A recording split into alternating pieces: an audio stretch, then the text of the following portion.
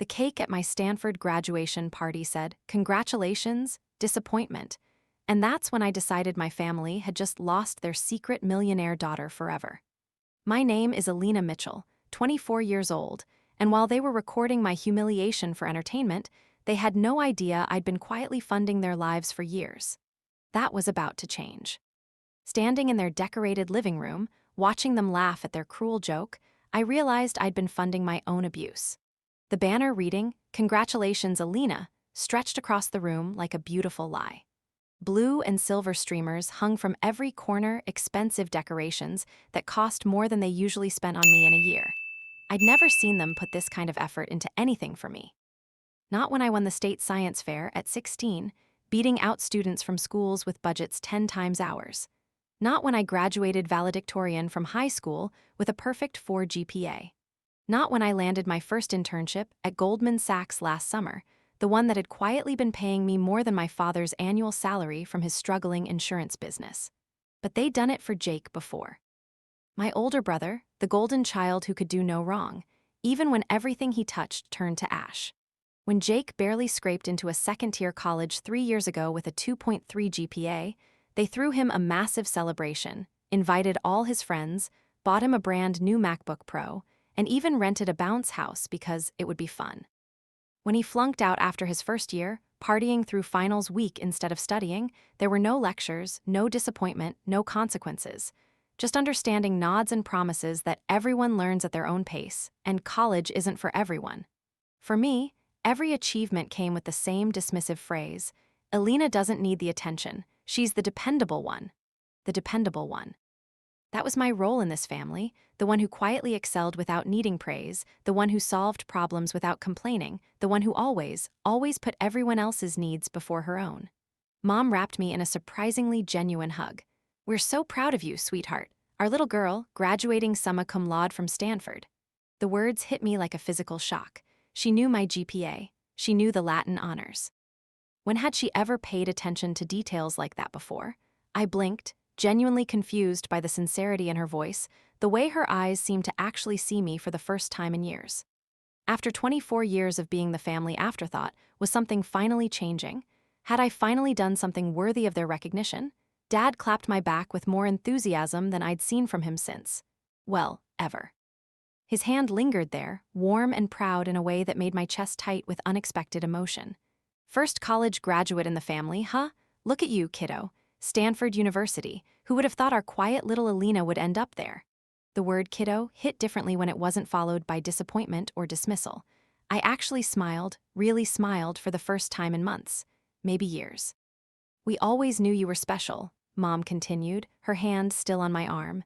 "Different from the rest of us. Smarter, more driven, we just didn't want you to feel pressured." Pressured? I almost laughed.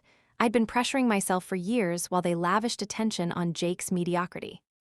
Jake leaned against the wall near the kitchen, scrolling through his phone with practiced indifference, his thumb moving in that mindless pattern I'd watched 1,000 times before.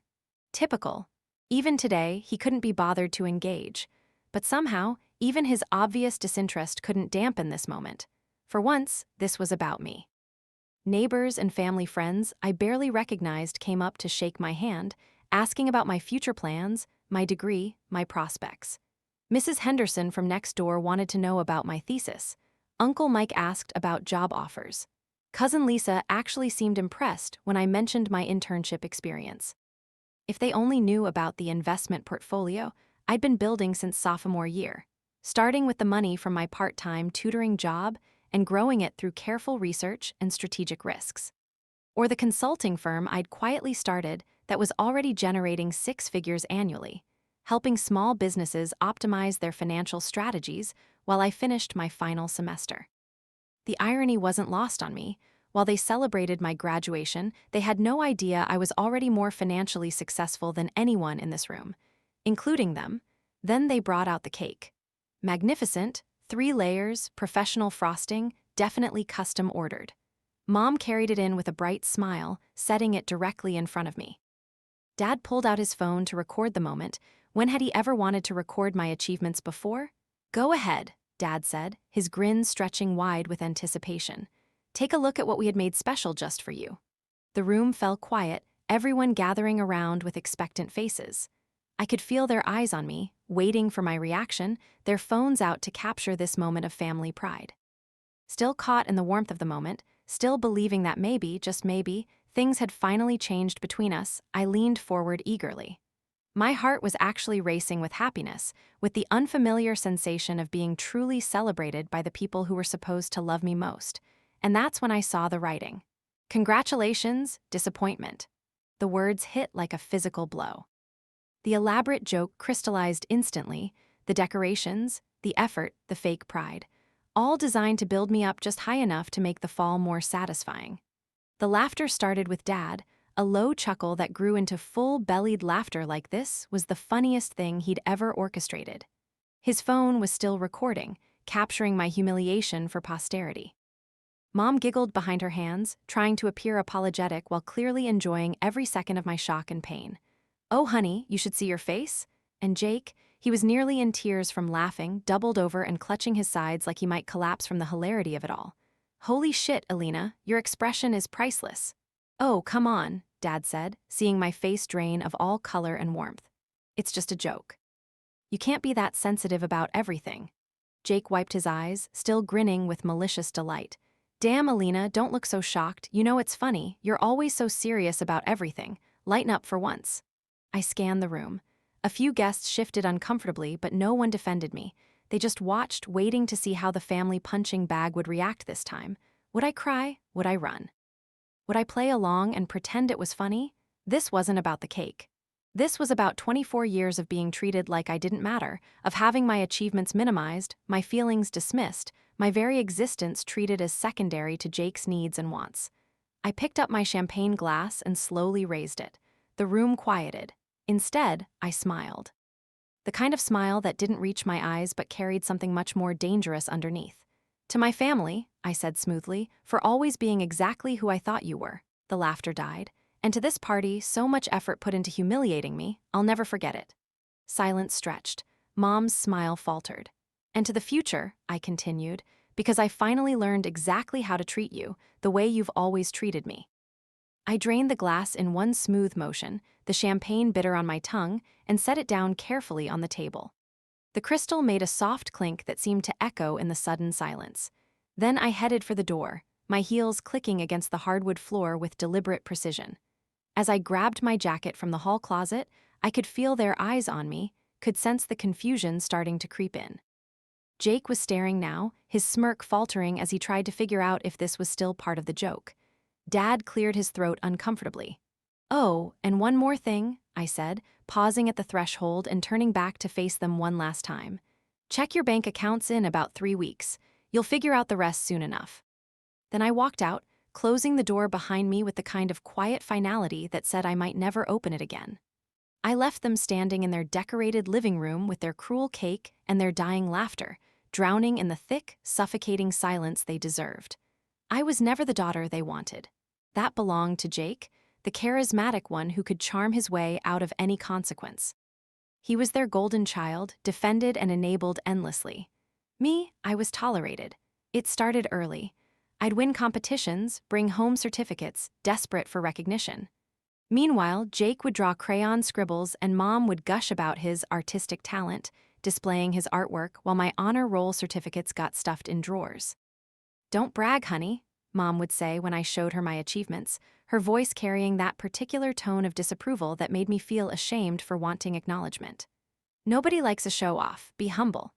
But when Jake scored a goal in Little League Soccer, even though his team lost 8-1, Dad would take him out for ice cream and call all the relatives to share the big news. By middle school, the double standard was so ingrained I'd stopped trying to compete for their attention. When Jake got suspended for starting a fight, it was the other kid's fault for provoking him. When he got caught cheating on a test, the teacher was being unreasonable for not giving him a second chance. When I got perfect grades semester after semester, it was expected. When I got scholarships and awards, they barely glanced up from whatever crisis Jake had created that week. "Alina's just naturally good at school," Dad would say dismissively. "She doesn't need the encouragement." But what I needed was beside the point. What mattered was what Jake needed, and Jake always needed something. The real pattern became crystal clear during our college years. Jake barely graduated high school, scraping by with a 2.3 GPA after 3 different tutors and countless second chances from teachers who felt sorry for him. But when he got accepted to a mediocre state school, probably because they needed to fill their enrollment numbers, they threw him a massive party. I remember that party with perfect clarity because the contrast was so stark. They rented a hall, invited 50 people, hired a DJ, bought a custom cake that actually said something nice. They gave speeches about how proud they were, how hard he'd worked, how bright his future looked. Meanwhile, I'd earned a full academic scholarship to Stanford, worked 2 part-time jobs to cover my living expenses, and started investing my earnings in a carefully researched portfolio that was already showing impressive returns. My parents' contribution to my education. A card that said congratulations and a $20 gift certificate to the campus bookstore. "We know you'll figure it out," Dad had said. "You're the smart one." Jake partied his way through freshman year like college was an extended summer camp. He joined a fraternity, skipped classes, failed most of his exams, and spent their money on everything except education. His Instagram was a constant stream of party photos and expensive purchases while I was studying 16 hours a day and eating ramen noodles to save money. When he flunked out completely during his second year, with a cumulative GPA of 1.8, my parents' response was pure sympathy and enabling. "College isn't for everyone," Mom said, shaking her head sadly while she rubbed his back as he sulked on the couch. "We probably pushed him too hard. He's just not ready yet." Pushed him? They'd handed him everything on a silver platter and he'd still managed to fail spectacularly. But somehow, it was the system's fault, the professor's fault, the school's fault, anyone's fault but Jake's. But the real slap in the face came when they decided to give Jake a second chance. Without even consulting me, they started making plans for his fresh start. They found another school, made calls, pulled strings to get him readmitted somewhere else. They promised to pay his tuition again, rent him an apartment near campus, continue the monthly allowances that had funded his party lifestyle. And then, as casually as discussing the weather, they mentioned that I'd be co-signing his lease. "You have excellent credit now," Dad said, like it was a foregone conclusion. "It won't cost you anything. Just a signature. Family helps family." I should have said no. Instead, I said yes because that's what I'd been trained to do for 24 years. I signed the papers, guaranteed my brother's housing, and watched them treat it like the most natural thing in the world. Jake never thanked me, never even acknowledged what I was doing for him. To him, I was just another resource to be used when convenient and ignored otherwise. That's when I realized that it would never be enough. I could cure cancer, and they'd still find a way to make it about Jake. So when I walked into that graduation party and saw the decorations, the banner, Mom's beaming smile, Dad's proud grin, I let myself believe, just for one shining moment, that maybe things had finally changed. Maybe this time they were actually proud of me. Maybe I'd finally done something worthy of their love. Then came the cake, and the laughter, and the recording, and I knew with crystal clarity that they would never respect me, never value me, never see me as anything more than a convenient target for their amusement. But that was okay, because after that night, they'd never get the chance to use me again. Within a few days, the calls started piling up. 3 weeks of glorious silence on my end, while chaos presumably built on theirs. I ignored the first few attempts, not out of spite, though I'd be lying if I said that wasn't part of it, but because I genuinely didn't care anymore. I'd spent years dropping everything when they needed help, contorting myself into whatever shape would earn me a moment of approval from people who had never valued me in the first place. The missed calls started piling up quickly. Mom's voicemails began casual but grew increasingly frantic with each message. Jake's texts evolved from confused to angry to desperate. Dad's calls went straight to furious, then to bargaining, then to something that almost sounded like panic. I left them all unopened, unheard, unanswered. I already knew why they were calling.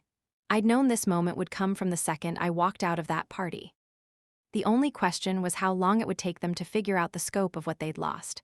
Mom's first voicemail. "Sweetheart, something strange is happening with Jake's apartment. The landlord called and said there's an issue with the lease. Can you give me a call when you get a chance?" Still playing it cool, still assuming this was a minor inconvenience that I'd fix with a simple phone call. Her second message, 6 hours later. "Elena, honey, I'm getting worried. The landlord says you're not listed as Jake's cosigner anymore. Did you forget to sign something? There must be some mistake." Jake's first text. "Yo, what's going on with my apartment?" His second, seriously, Alina, answer your phone. His third, WTF did you do? Dad's first voicemail was pure fury. Alina, I don't know what kind of game you're playing, but you need to call me back immediately. You gave your word, you made a commitment. This isn't how adults behave. By day 10, the messages were coming multiple times per day. Mom was crying in some of them. Jake was threatening in others. Dad cycled between rage and desperation like he couldn't figure out which emotion would work better. Your brother's lease is invalid, Dad said in message number 15. He's going to lose his apartment. The landlord won't accept him without a cosigner. Fix this now. Jake's messages had devolved into pure entitlement and fury. You screwed me over. I know you did this on purpose. Fix it now or I'll never forgive you. I smiled reading that one, as if his forgiveness was something I'd ever wanted or needed. 3 weeks earlier, right after walking out of that party, I'd gone straight to my car, sat in their driveway for a moment to let the full weight of their cruelty sink in, and then made 2 phone calls that would change everything. The first call was to Jake's landlord, but not to remove myself mid-lease, which would have been impossible. Instead, I'd been tracking something my family never bothered with, Jake's lease renewal date. His 12-month lease was up for renewal in exactly 6 weeks. I sent certified letters to both Jake and the property management company, formally notifying them that I would not guarantee any new lease terms beyond the current period. The landlord's response was swift and predictable. Jake had 30 days to secure a qualified replacement cosigner or accept month-to-month terms at nearly double his current rent. Given his employment history and credit score, finding someone willing to guarantee his housing was about as likely as him actually graduating college. The second call was to my bank, closing the account I'd been using to quietly subsidize my family's expenses for the past 2 years. See, they'd never realized how much I'd been helping them financially. When their mortgage payment was short because Dad's commission check was smaller than expected, I'd cover the difference. When Jake needed money for textbooks he'd never read, for meal plans he'd waste on junk food, for emergency expenses that were never really emergencies, I'd send what he needed.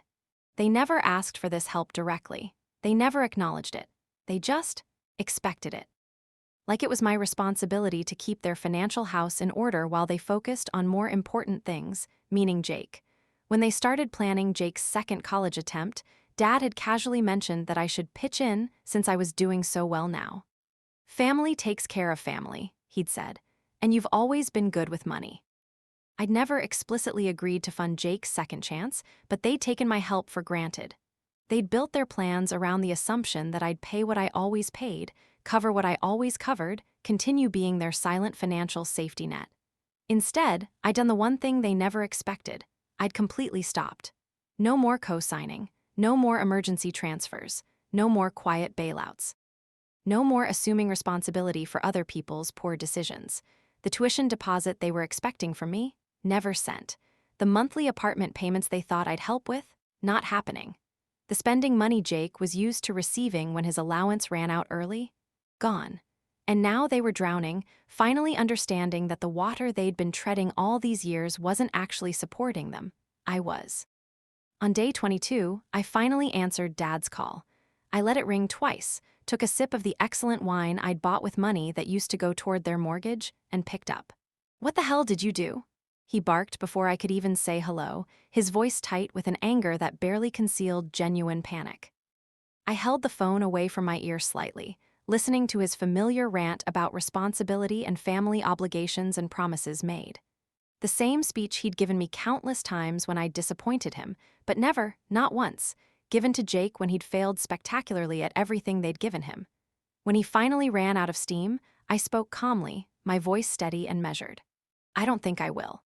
The silence stretched so long I thought the call had dropped. What? He finally said, his voice smaller, confused. I said I don't think I will. Fix this, I mean. Another pause, longer this time, as the reality of what I was saying sank in. You selfish little, I ended the call. He tried calling back immediately, then again, then again. I let every single one ring through to voicemail. Jake tried next. I ignored him too. Then Mom called, and I decided to answer because I wanted to hear this conversation. I wanted to witness the moment she realized that their safety net was gone forever. Sweetheart, she started, her voice trembling with emotion that sounded genuine for once. We need to talk. This isn't like you, isn't it? I know you're upset about the party, and I understand that. maybe we went too far with the joke, but this is serious now. Jake's future is on the line. Is it? Because from where I'm sitting, it looks like Jake's decisions are finally catching up with him. Elena, honey, he can't get approved for an apartment on his own. His credit isn't good enough and he doesn't have steady income. He needs help. Sounds like a him problem. Elena. Her voice sharpened, taking on the tone she'd used when I was a child, and she needed me to fall in line. This is what family does for each other. We help when someone is struggling. I almost laughed. Almost. No, Mom, this is what I've done for years. And what did I get for it? A cake that said, "Congratulations, disappointment," while you recorded my humiliation for entertainment. The first real silence of the conversation. I let it sit there, let her absorb the weight of her own actions. It was just a joke, she whispered, and I could hear the tears starting. So is this, I said, and hung up. They didn't call again for several days. Dad was probably raging about my ingratitude and selfishness. Mom was likely crying about how I was tearing the family apart. And Jake was probably throwing the kind of tantrum he'd perfected over 27 years of getting everything he wanted without having to work for any of it. But I knew it wasn't over. There was still one more thing they hadn't realized yet, one more financial domino that hadn't fallen. And when it did, that's when the real panic would start. I didn't have to wait long. The call came on a Friday evening as I was settling into my newly purchased condo with a glass of wine that cost more than they used to spend on groceries in a week. Jake's number flashed on my screen as I watched the sunset over Elliott Bay from my floor-to-ceiling windows. 5th call in a row, I finally answered. Thought we were done here, I said, keeping my voice relaxed and conversational. The money, Elena, the tuition money, it's gone. There it was, the other shoe dropping. I smiled because this was the part they hadn't figured out yet. See, it wasn't just the co-signing I'd walked away from. It wasn't just the monthly bailouts and emergency transfers. It was everything.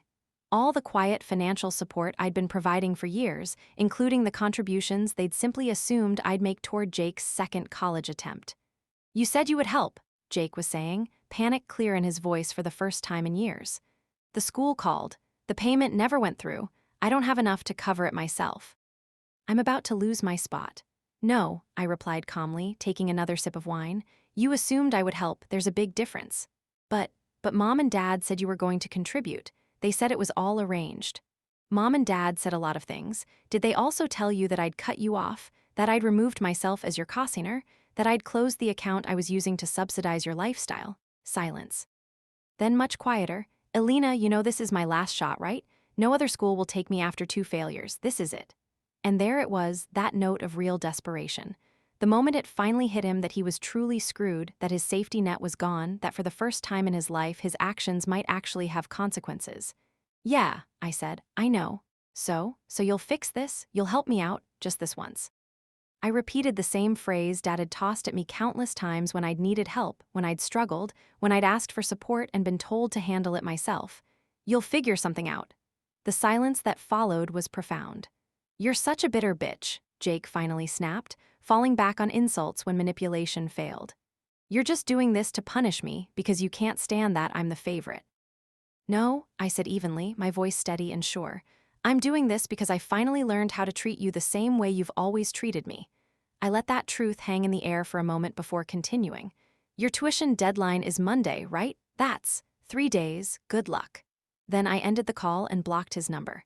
The next day brought Mom, already crying when I answered her call. Jake's going to lose his spot, she sobbed into the phone. The payment deadline is Monday. The school won't hold his place without the money. I understand completely. Elena, please, I know you're angry about the party, but you're punishing all of us for one stupid joke. No, Mom, I'm finally treating you the way you've always treated me, with complete indifference to your needs and feelings. She gasped like the words had physically wounded her. That's not. We've never. Haven't you? When I needed support during college, what did you tell me? When I asked for help with my student loans, what was your response? When I was working 16-hour days and barely sleeping, where was your concern? Silence. You told me I'd figure it out. You told me I was the strong one who didn't need help. You told me to stop complaining and handle my own problems. But that was different. How? How was it different? Because I'm a woman, because I'm smart, because I actually worked for my achievements instead of having them handed to me. I could hear her crying harder now, and for the first time in years, I felt nothing. No guilt, no urge to comfort her, no desire to make her feel better at my own expense. We're family, she pleaded, falling back on the manipulation that had worked for so long. You have to forgive us. Family forgives. Funny, I said. You only bring that up when you need something from me. When I needed understanding, when I needed support, when I needed basic human decency, somehow family obligations never applied. Elena, please, you don't understand what this will do to us. Jake's our son. We can't just let him fail. I could hear the real fear in her voice now. It wasn't just Jake's education that had fallen apart. It was the entire structure of their lives, the carefully maintained fiction that they were good parents, that their family was functional, that their golden child was actually worth the investment they'd made in him. Watch me, I said firmly. I don't owe you anything. Not anymore. Not ever again. That was the last time I spoke to them. They tried for months, guilt trips, fake apologies, desperate requests. They enlisted relatives, sent letters, but I'd chosen myself. Jake never made it back to school. Without my financial support, they couldn't cover costs. He moved back to his childhood bedroom, a 27-year-old with no degree, no prospects. Meanwhile, my consulting firm exploded in growth. I bought a penthouse in downtown Seattle, started dating Marcus, a software engineer who celebrated my success instead of diminishing it. 18 months later, Forbes featured me in their 30 under 30 list, calling me a self-made entrepreneur who built her first million before 25. I wondered if they saw it, if they finally understood what they'd lost. But honestly, I didn't care anymore. Within 4 years, I'd launched my own investment firm and reached 8 figures. I bought a house in the hills, bigger than anything they could imagine. I'd spent years being the daughter they tolerated, the sister they overlooked. I'd built my success without their support, grown stronger without their approval. Now I was the one who'd walked away. They were the ones left behind. The last joke was on them. Sometimes I drive past their neighborhood. The house looks smaller, worn down. Dad's car needs repair. The lawn isn't maintained. I don't stop.